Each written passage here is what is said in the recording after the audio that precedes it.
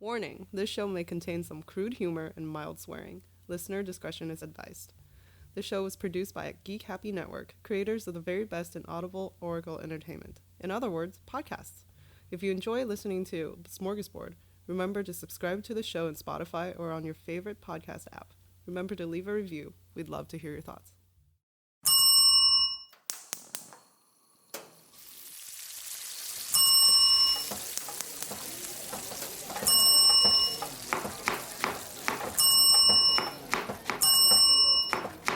This is Smörgåsbord!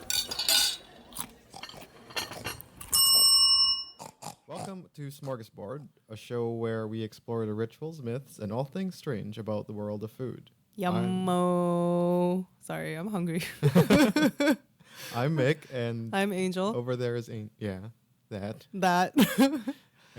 We just sat through a lot of technical difficulties trying to record this. 30 minutes of sorting through technology. Plus a failed recording of this exact episode before. Yeah, because of the exact problem that we were trying to solve. So I'm sorry, Mike. We are not able to use our recording with you. Yeah, so we lost a guest. Yeah, our guest, Mike Nevada from the Monster Slayer's Guide to Slaying Monsters. He's a blood aficionado? Yeah, we wanted to have a special guest for this episode because we're doing an episode on blood and eating blood, and we figured a monster slayer would know the most about blood. Yeah. But unfortunately, that recording just went down the drain. There's a blood curse. Yeah. We've solved the curse. Well, okay, the first part of the curse today was me going to the wrong place. We set a time to record, but we didn't set a place. Yep. And then the second part is where I didn't set the right settings for the recording. And yeah. It's really just mostly my fault.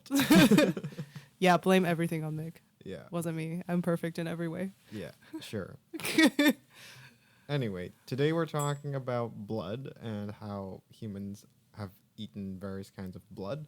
I don't know what the history of this was again. Or like, why did we think about doing blood? I think it was your idea. I'm just a morbid person. Yeah. I guess. Oh, you know what it was? We ate at the Filipino restaurant, and we're talking about that Dinuguan thing, which is like a Filipino blood meal thing. Oh, yes. Yeah. Anyway. We didn't end up eating it, though. No. They didn't have it in the restaurant, which sucked. No. But I don't know if I would have eaten it, actually. Actually, I think next time we just won't tell you. Okay. I think it's pretty good if you don't know what it is. That's what they did to me with lamb. Yeah. And I hated it. Which I think is true for a lot of Filipinos. Wait, you hated the lamb? I don't like lamb. Oh. So you knew it was lamb? It's funny tasting beef. Like not good. Interesting. Not good beef. Maybe it wasn't cooked right. Maybe. Yeah. Based on what we found out about blood is there are thousands of people in the United States who actually drink blood for various reasons. Some say because the oxygen and iron-enriched substance gives them the energy. In fact, there was in 2011, we found this article about this 19-year-old Texan named Lyle Bensley who broke into a woman's apartment and bit her on the neck for blood. That's I hope he was arrested. Oh, he definitely was. Yeah. Good. I don't think blood for health reasons was not the reason. I think. Yeah, no. I'm pretty sure you can buy pig's blood at like a butcher's. Yeah, if you wanted that kind of blood. But it turns out there is this whole group called modern vampires now who try to get their sustenance from blood or human blood. And it's a whole thing now. Not now, but it's a whole thing where it's all regular. There's regulatory bodies or whatever that manage and take care of having people drink human blood and stuff like that. In the States, they usually give you like incisions where they cut the blood out from a person and then people just consume it. So you could actually... Can you volunteer as like a donor? Yeah, so you're like livestock? Exactly. So there's like a blood donor who will allow them to have their blood drained from them medically. But it's not as fun as just biting into a person. Yeah. The non-modern vampires had it good, where they could just bite into people. Today's modern vampires have medically trained personnel who perform the procedure. That sounds more sanitary. It is super sanitary. The donors have to first consent to it, obviously, and then also provide a health certificate that says that they don't have any blood-borne diseases. But those are the spicy parts.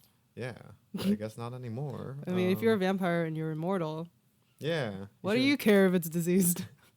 Just saying. Maybe they could live forever, but if they get sick, they die. Oh, you know? that's not called living forever. Yeah, it's different. Yeah, even though it's all kind of weird and medical, it's still a whole ritual for these modern vampires, and they're about thousands, like we mentioned, around the world from different ages, classes, races, and genders. So it's a thing, I guess, that people. It sounds like a kinky thing. It might to be me. a thing. I don't know. I really don't. I'm skeptical that they do it for health. Yeah, no. Yeah. Oh, I don't know. There's a lot of people that are gluten-free and they don't actually have a gluten sensitivity. Right. They have a sensitivity to health articles on the internet. Oh, yes. They see an article and they're like, This yes, must be true. that must be true. Even though last week it said it's not true. Right? Yeah. So they bought into the blood for health. Yeah. And I honestly think it's just a vampire kink. Yeah, I think so too. I mean, there is apparently some health into it, but that we'll talk about a little bit today. So today we'll talk more about the health effects of eating blood, the different kinds of blood meals around the world, and maybe some myths and mythologies of where this history came in. Which, spoilers, it's not actually as interesting as I thought it would be. I thought there'd be this whole like mythology about human blood and ritual sacrifices and vampires. And that's what I thought when I suggested we do Yeah. a blood episode. turned out it's just mostly it was convenient. It's like the poor man's meal. Yeah. So when it comes to the health effects of blood, blood as it exists inside of us is about 78% liquid. So when it dries up, it consists of mostly protein, about 90+% protein. And about only 1% carbohydrates.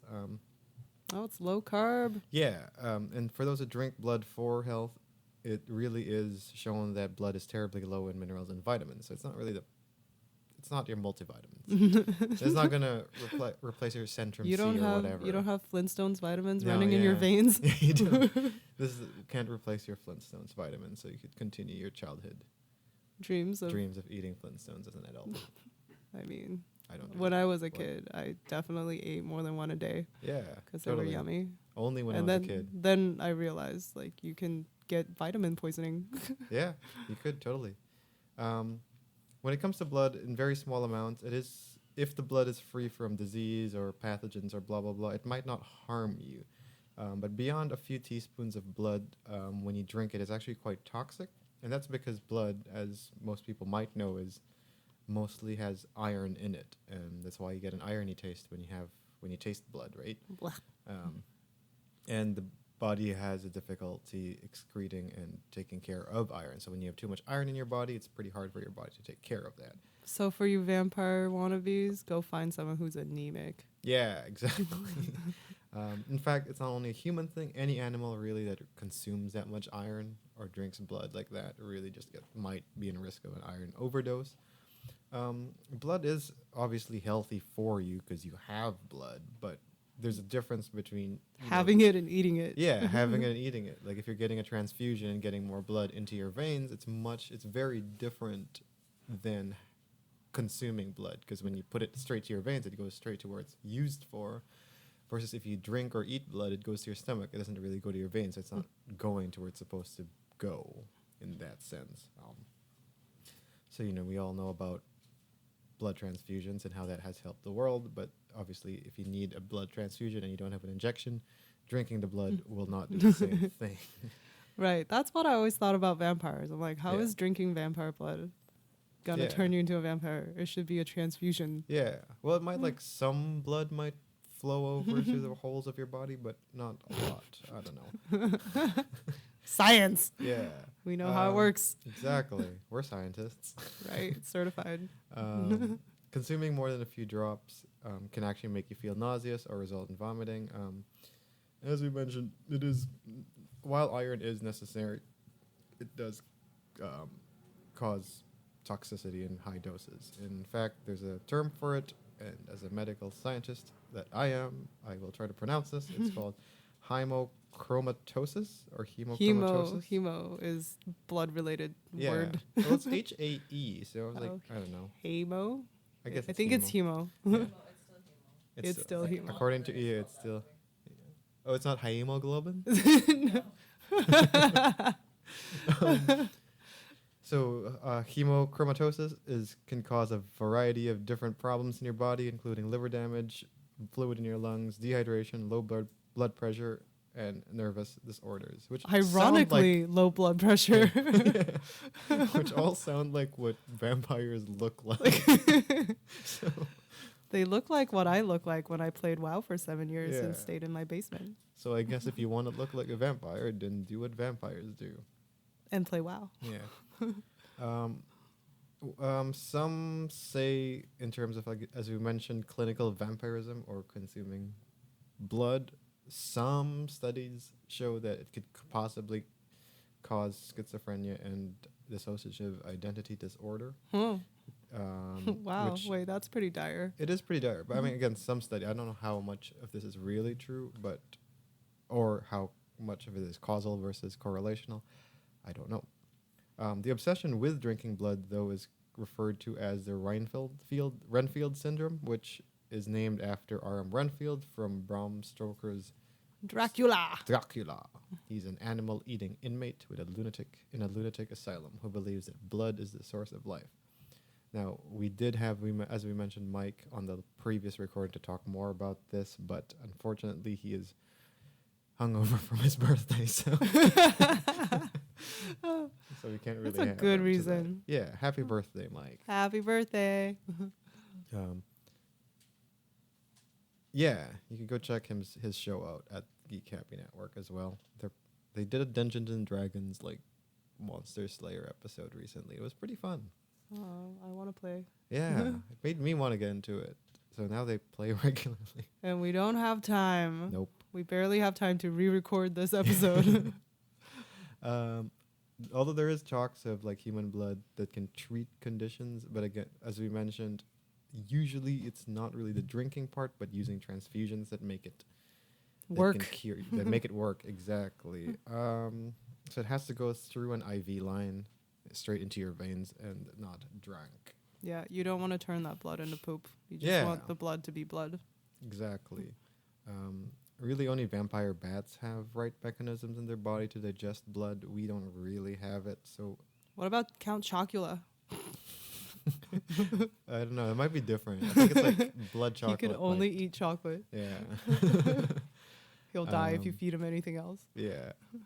Animal blood, on the other hand, can be high in nutritional value because it has iron and other nutrients in it. But as we mentioned, it's also like... Wait, does that just mean humans are just useless? That we don't have... Yeah, I mean... Yeah.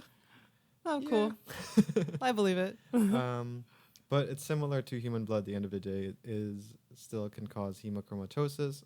Animal blood is also prone to have bacteria and other diseases in it. So be careful when you consume animal blood as well. In fact, as a show, we suggest not to, even though we joke about disclaimer. doing it. Don't do it.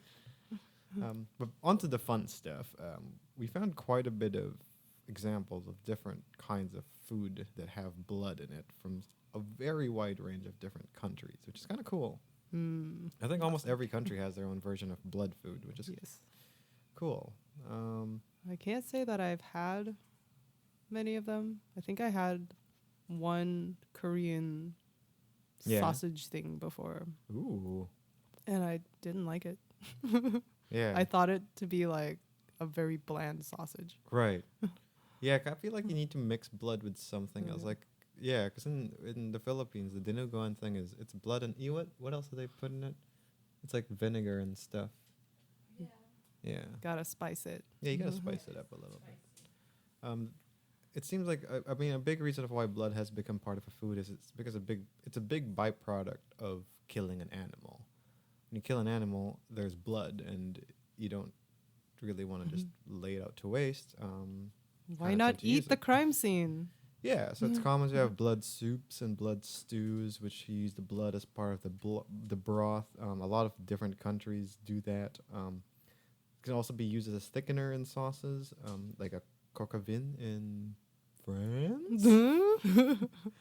Or I think in Vietnam they have a thing called tiet can, which is a pudding-like thing. It could also help with providing flavor or color for the meat. Color is probably Yeah. the biggest one. Yeah.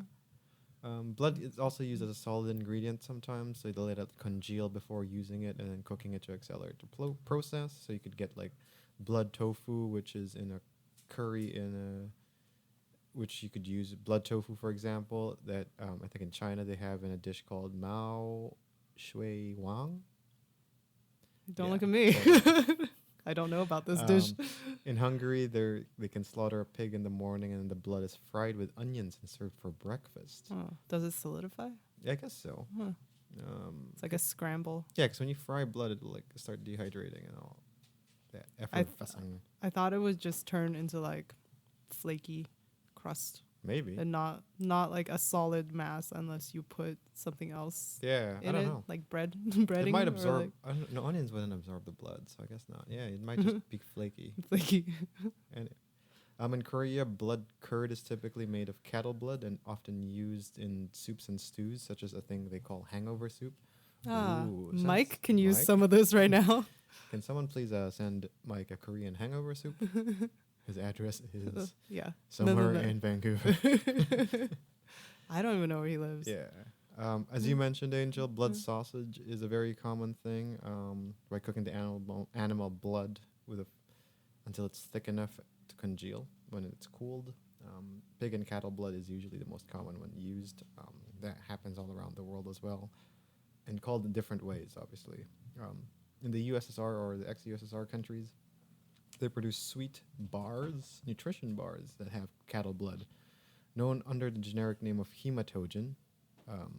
That just does not sound appetizing. Yeah, it was originally created to treat anemia, which is the lack of iron in your blood. Yes. But now they're actually used like regular sweets. Uh. So if anyone's Ew. from former USSR countries, can you please send us some of this? Because Can you eBay this? I tried. Maybe Amazon. Oh, you tried? No, I don't think I have. I mean, I feel like typing hematogen might get like haunted by vampire police or something. I don't think it's safe to ship internationally. No, It's I don't probably think so gonna either. get stopped at customs. Yeah. They're like, what is this? Nothing? I'm anemic. It's my protein powder. It's funny how it became a sweet Sweet candy treat. treat for them. And anyway, weird. Among the Maasai people, drinking blood from cattle is part of their diet. So they'd kill the cattle and drink the blood right away, or sometimes used in special occasions as well. In Colombia, a dish called pepi togia is made with rice cooked in goat blood, which sounds good. I mean, like red rice. You don't like rice. I don't like rice. Speaking of And rice. I don't think I like blood either. How was your? I heard from the grapevine that you've had to try. I was some forced rice. to eat rice. Well, I smothered it in a lot of curry to try and I heard- distract. Didn't work. But I could taste every single grain and it was awful.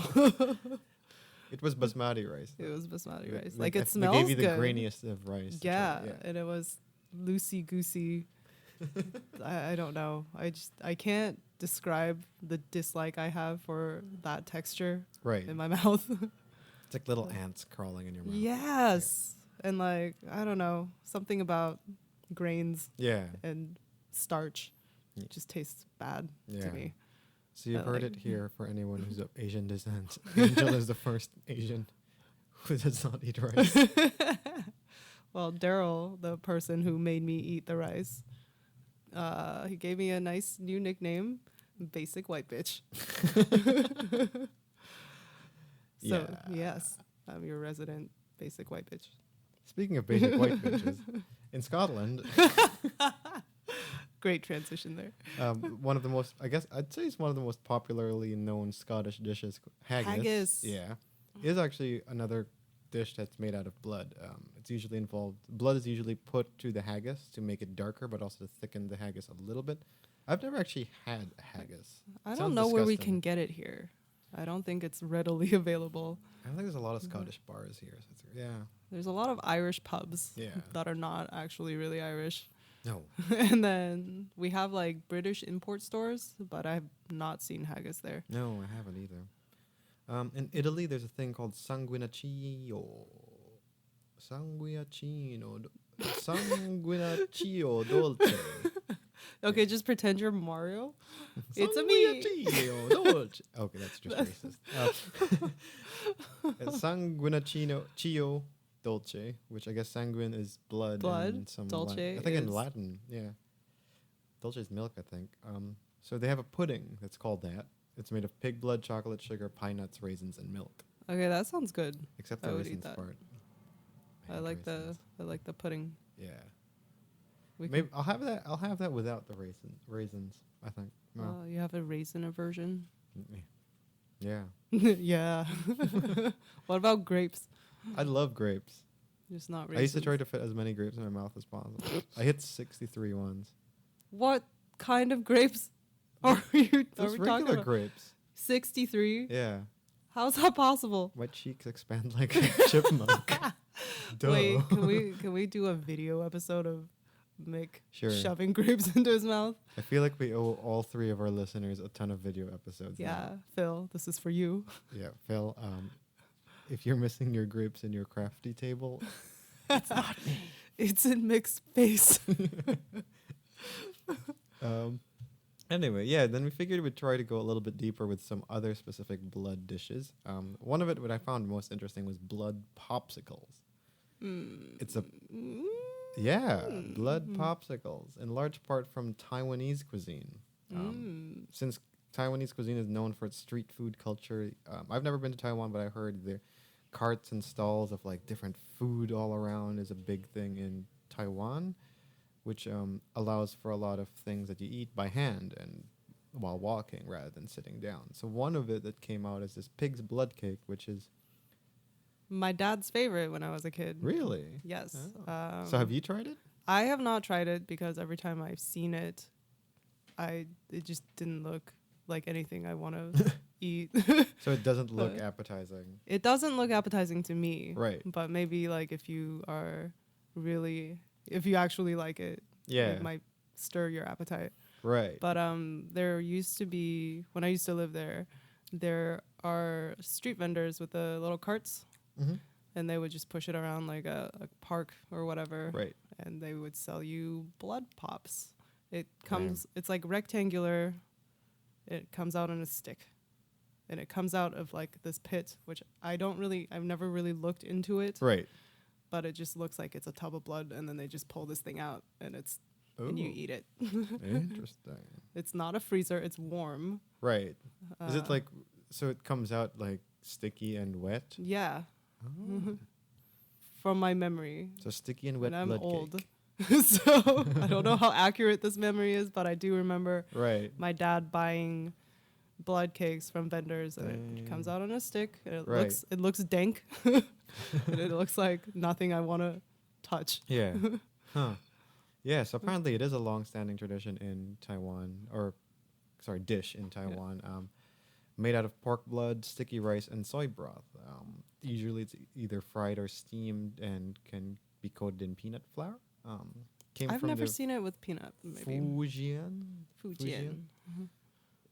It came from Fujian to Taiwan, and can be cooked in a hot pot sometimes, and served hot. Like you mentioned, it is served hot in street vendors and kept warm in a wooden or metal box. Yes, it's a metal box used most of the time, and I just remember it's steamy, Right. and it just looked gross. Yeah, I saw some pictures of it. It definitely didn't look appetizing, but it looked appetizing enough that I would try it. Just for the experience. Yeah, might be good. I don't know. It is sweet. It could though, be from good. what I've I don't been know. Told it is pretty sweet. Oh, see, I didn't know that. Yeah. Because every time he's like, "You want some?" I'm like, "No, I hate you." You can also choose to either add chili paste on it as well. Oh well, chili paste just makes everything better. Yeah.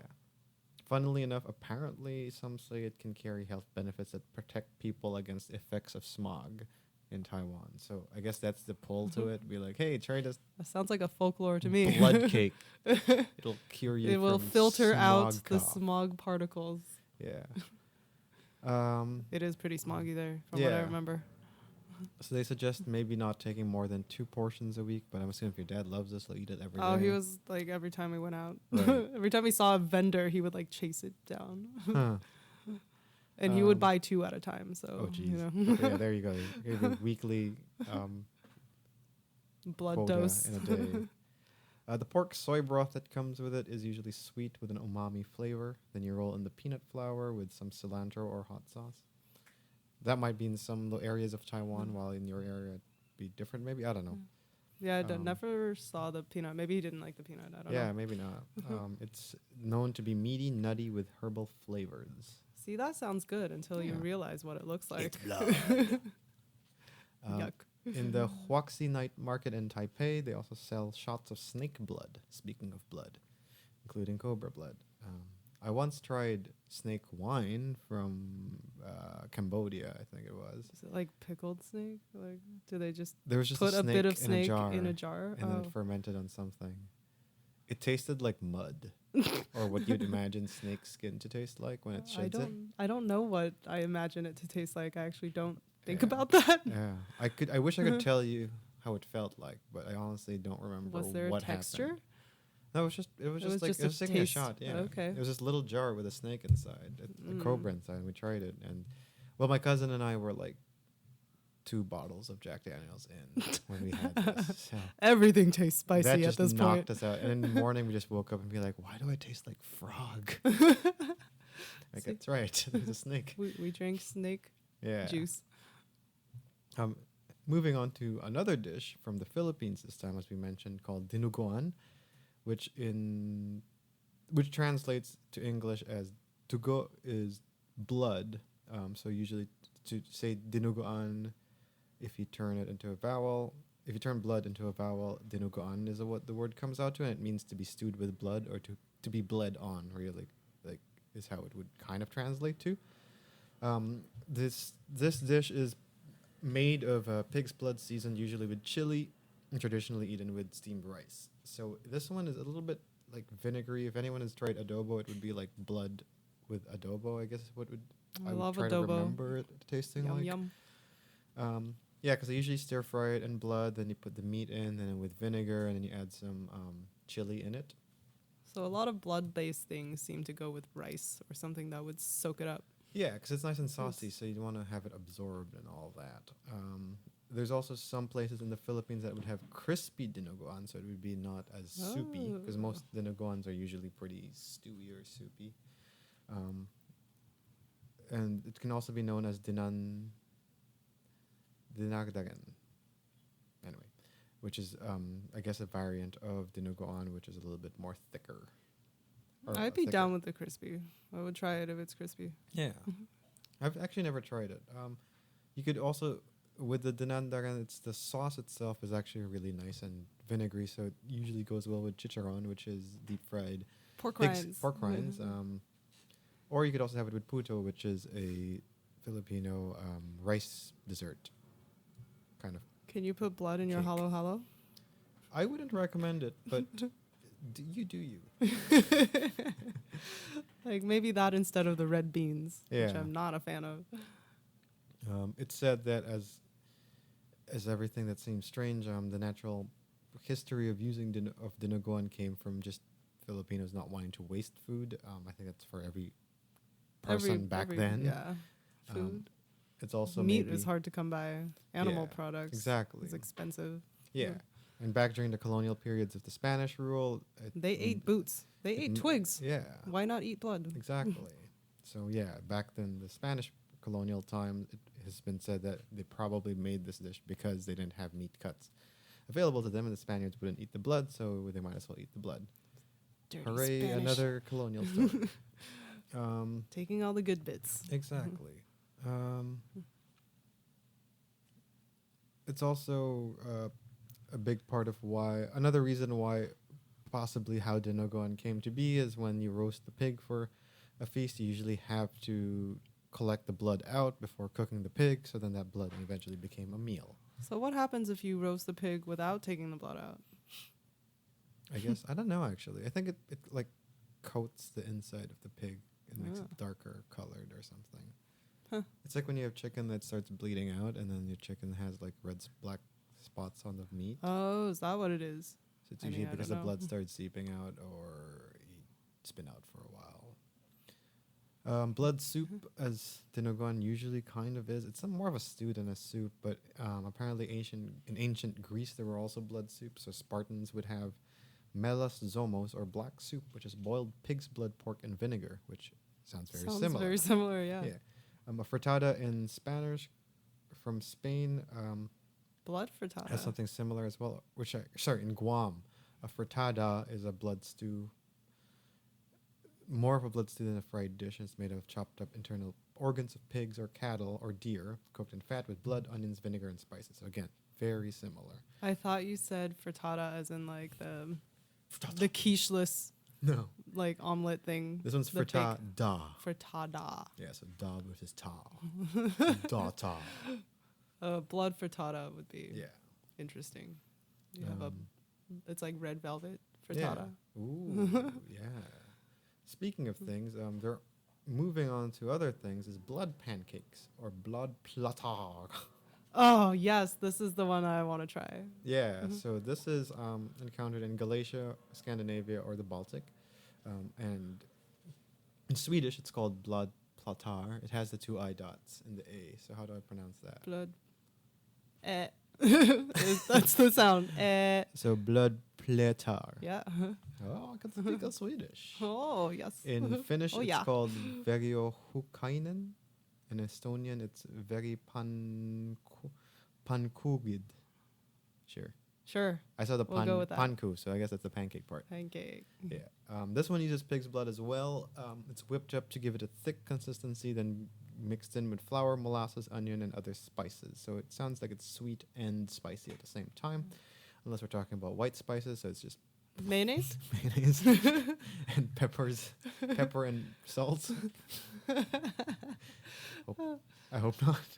I mean, So the finished product is a very iron-rich pancake served with fruit jam. I remember rolled looking into a up crepe. pictures of these, and they're just like very dark brown pancakes. Yeah, that's what I assumed it Yeah. would look like. It'd just be a dark pancake. Dark pancake. It's I'm like you make into a it. I chocolate wanna try pancake. it. Oh, I actually asked my friend if he's ever had it.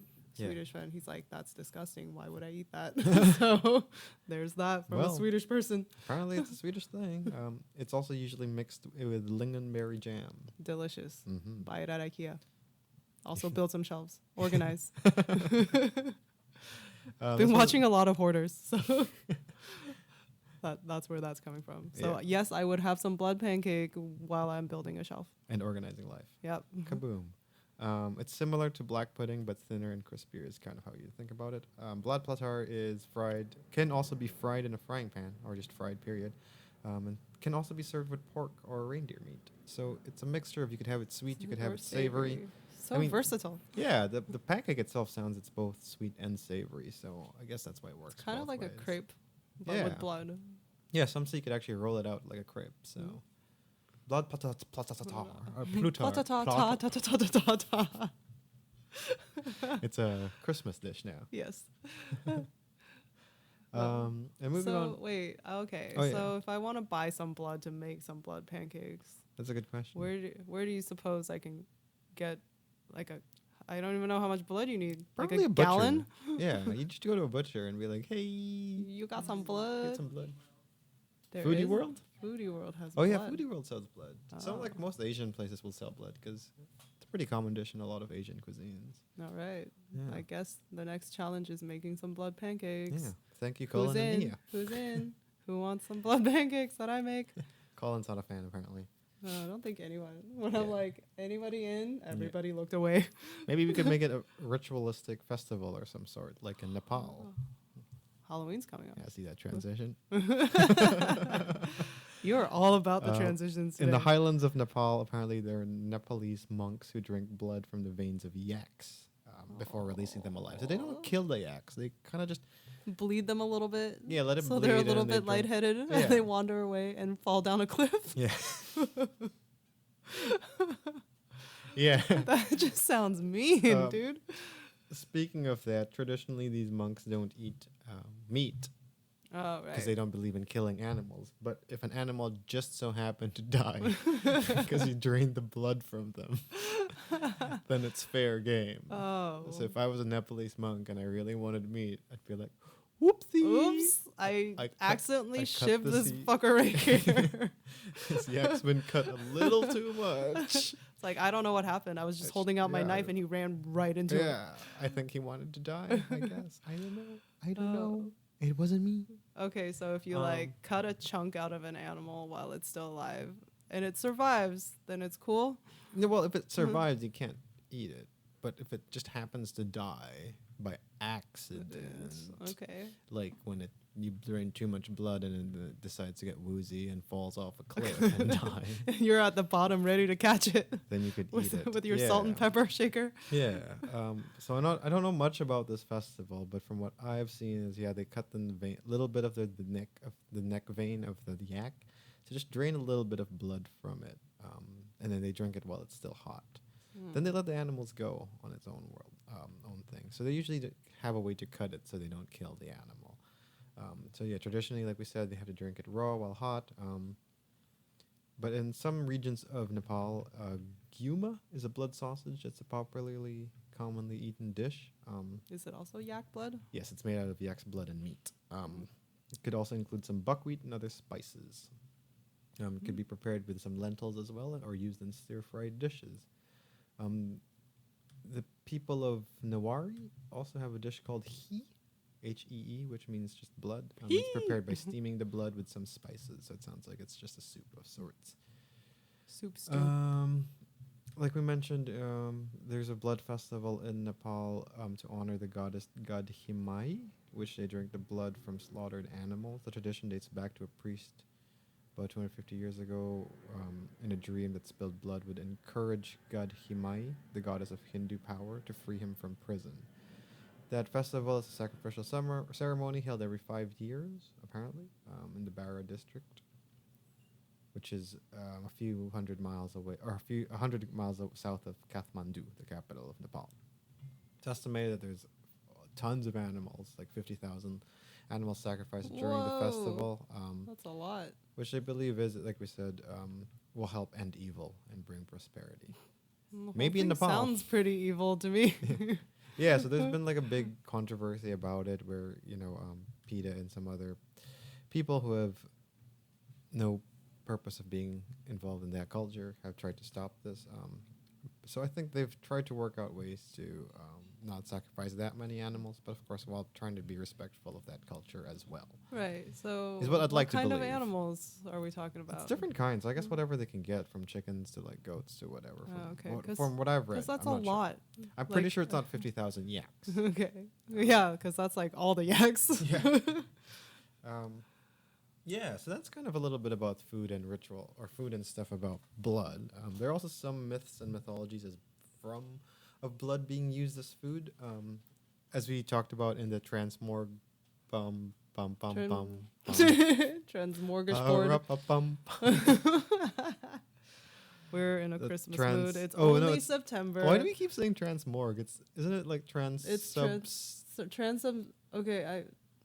Wow, I've been playing WoW too much. Yeah, thank you. Transmorgification. Transubstantiation. Transub- That's the word. God, why are we people? We're not nerds.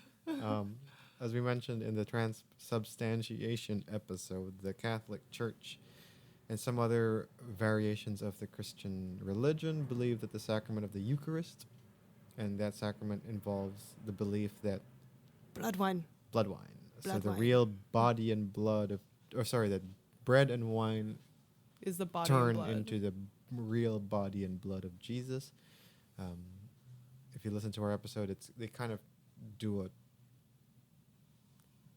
thing. logical cheat about thing, that, Yes. where they just change the. Anyway, go listen to that episode. It'll take us hours to explain it again. And like we mentioned, in Nepal, they have that whole belief of the whole blood being a way to release the evil from the Evil. world. There's also this belief of like the Kumaris, which is actually this one is anyway. The Kumaris, which are goddesses that are believed to be, or they're prepubescent girls who are believed to be a reincarnation of the Hindu goddess Durga. So these Kumaras are the prepubescent girls, and they're usually treated as gods. They're usually between 3 to 6 years of age, and they're confined inside a temple, where they're treated like they're gods. Usually it's only the relatives and the teacher that can talk to them, as they're not allowed to touch the ground with their feet as well. But For 3 years? Yeah, in They this can't touch the ground? something like that. Yeah, Imagine like the touching the ground for the first time after that. right? You're Yeah, like, ooh, gravity. Ouch. But apparently in the Nepalese culture, menstrual blood is also seen as something polluted and not divine. So once these Kumaris go through their first period, I guess, that means that they've stepped down from being a god to becoming human. Ah, yes. So then There's they something stop being vaguely treated like a god. pedophilic about this. Yeah, I mean, there's nothing sexual about all of it. It's just the whole bit about menstrual blood being not Not pure. pure. Yeah, well, you know what? Without it, you all would not be born. Yeah, exactly. Yeah, so that's really all we found for like myths and mythologies. I was hoping there'd be some like Grand conspiracy, culty, that wasn't good. vampiric related, but yeah, Right. not really much. I'm sure Something magical. yeah. Yeah. Like there are a lot of rituals about blood, but like when it involves consuming blood, Not really. yeah, nothing really cool unless I wasn't looking in the right corners. There's some cultures though that are kind of averse to eating blood. So in Abrahamic religions like Jewish and Muslim cultures, they usually forbid the consumption of blood. In Islam, it's in their Quran that they say that it's against their belief. In Christian religions, in the New Testament, it's in the Bible as well that it was forbidden by apostolic decree. And it's in the Greek Orthodox Church, it's also very forbidden, which is weird because they consume the body and blood of Jesus. But that's like divine blood, right? Not your Sure, regular peasant goat blood. Yeah, totally. It's more holy than yak blood. Yeah, sure. I don't know. Yak blood seems pretty holy. I think yaks are just really cool as animals. Yeah, exactly. In the Old Testament, there's a passage that says, "And if anyone of the house of Israel partakes of any blood, I will set my face against the person who partakes of the blood, and I will cut him off among his kin." Ooh, So yeah, I think it's rough. Jewish punishment. and Christian cultures are pretty. Unless you Screwed just if they really have hate blood. your family, Yeah. and you're like, God, is there anything I can do to get them away from me? Yeah. Drink some blood. Which is also weird because the Philippines is so Christian, but yet the Bible says they get cut off. Like anyway, It's a selective interpretation. true that. Yeah, so that's kind of a little bit about that. In the Igbo ethnic group or the Igbo tribe, the Igbo group in Nigeria, they have no explicit prohibitions against blood, but most regard it as disgusting and refuse to eat any meat perceived as bloody or undercooked. So That's me. yeah. So usually when they kill animals like goats or cattle, they'll slice them across the neck and drain the blood as fast or slowly out before they cook it. This practice may have been influenced by Judaism or Jewish culture, as there is a fairly prominent Jewish community in Nigeria amongst Really? the Igbo group, which predates the contact with Europe.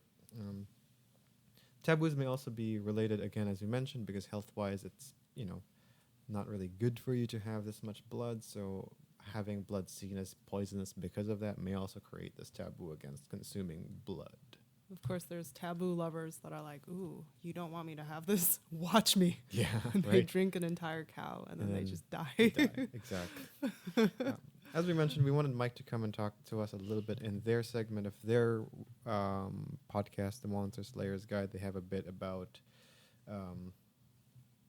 talking about pop culture references of the different monsters that they discuss and have slaughtered. But we don't have him here today, so we don't really have much about it. Obviously, vampires are a big part that have blood revolving around them.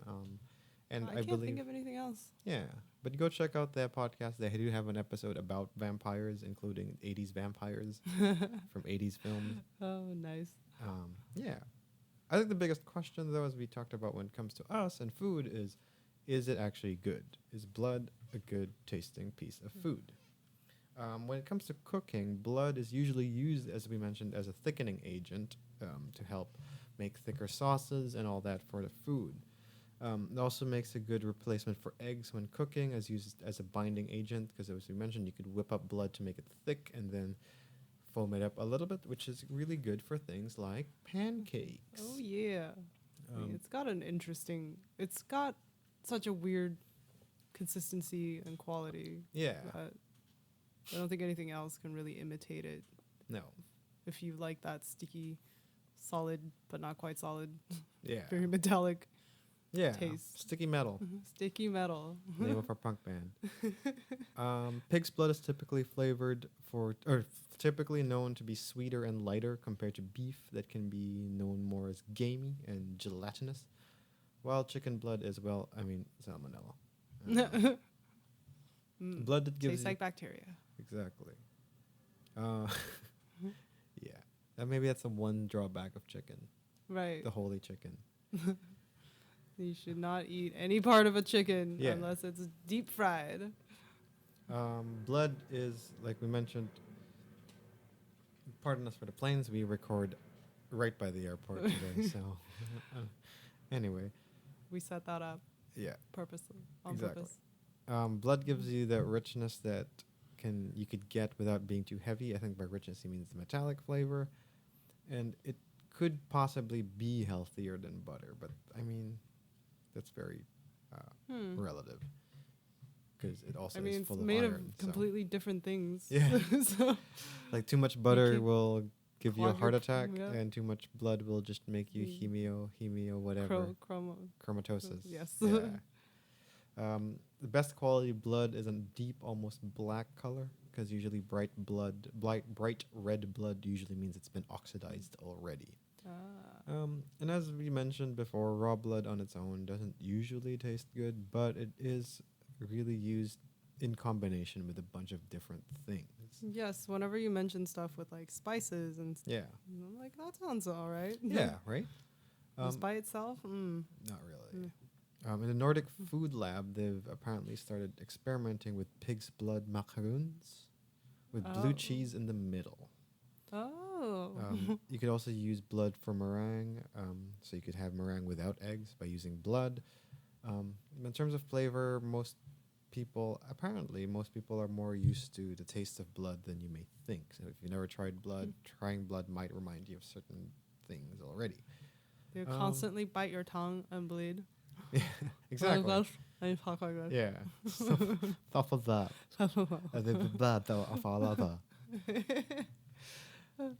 Hey, I've had a dentist drill into the back of my tongue once. But that's because I was a little brat and I wouldn't stop talking Right. while he was trying to work on my wonk ass teeth. What's painful? Yeah, and then it just went zzz, and then there was a lot of blood. So yes, Ooh. I know what that tastes like. Yeah.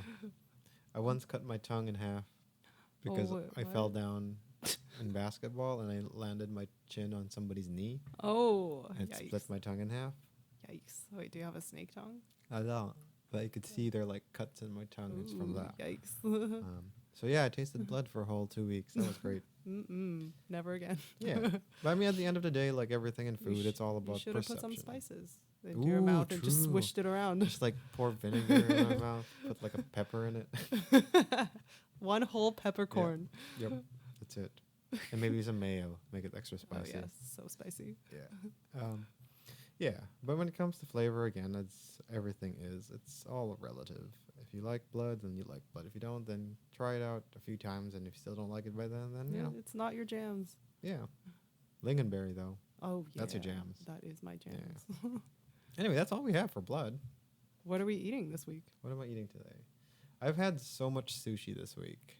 Because after we'd wrap out work at like 8:30, and I just go to Matsuyama and get just load it up. yeah, BC roll and a crispy. What was it? Crunchy. Spicy. crunchy All roll. of those words. Yeah. Which is just like crunchy stuff with spicy sauce on a roll. And no blood involved. No blood. All right. What Yeah. have I? Well, I had Indian food with That's right. rice this Yeah. week. Also, I ate something right before we started recording. I ate something called Sweet Chaos. Is it good? It was Pretty good, It's right? not very chaotic, but it was really good. Yeah. It's just popcorn pretzels covered in caramel. Sweet stuff. Sweet stuff. Maybe that's a sweet chaos. It's just sweet stuff. Sweet. I wouldn't call it chaos. I call it pacifistic snack mix. Wow. Snacks for the pacifist. Yes. That's a little bit different from sweet chaos. Yeah. What are we gonna do for the next episode? Well, Oh, you're talking about cereal. cereal. That's right. Why are there no female cereal characters? Exactly. That might be like a 2-minute episode, but I don't know. We can also go into the history of cereal Ooh, yeah. and why it has become a breakfast food, even though, I don't know, nutritionally, Yeah. not sure that it's all there. It's mostly sugar. That's true. We could talk about the lack of nutrition and women in cereal. Yeah, there we go. Yeah, we're not getting political at all. Anyway, thanks for listening today. Thank you. Us recording this is Smörgåsbord. Yeah.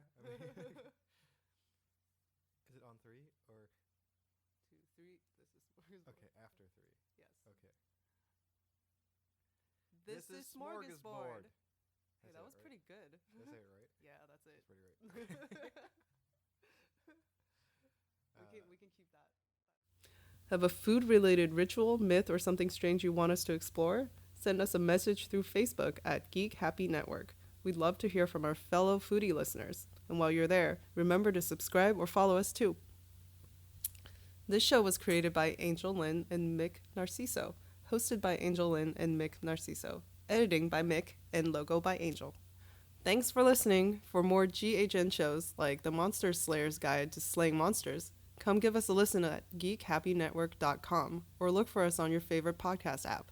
Oh, and be sure to follow us on Facebook or Instagram at Geek Happy Network.